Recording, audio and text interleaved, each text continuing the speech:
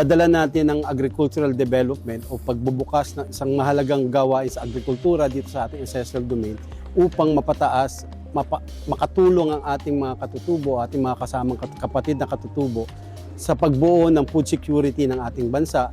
Sa pamamagitan nito ay mapataas din ang kanilang antas ng kabuhayan.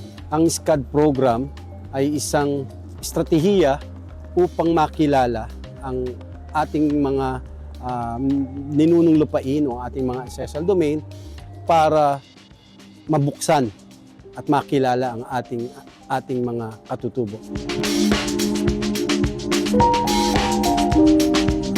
Ang may tutulong ng SCAD natin, madidevelop ho nila ang kanilang commodity, ang kanilang corn. Bukod doon, maipahiwatig ng ating mga katutubo ang kultura na kanilang ginagalawan at ang kanilang community. Sa pamamagitan nito, makikilala ang kanilang kultura at ang kanilang pamayanan upang ang ating gobyerno ay mabigyan ng pansin ang ating mga kapatid na katutubo.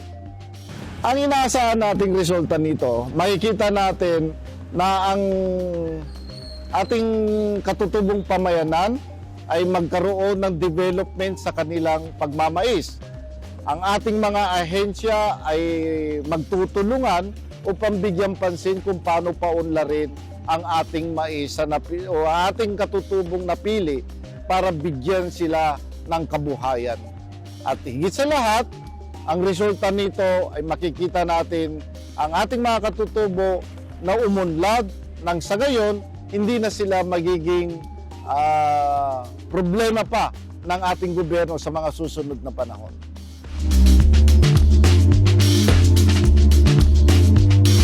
Sa pong totoo lang sir, hindi mababayaran po yung papasalamat namin po lalo na sa 4K program sa lahat ng mga agency na nag-participate kanina sa pag-guide at pag-guide ng 4K program na mapalapit kami sa ibang agency na makatulong sa amin.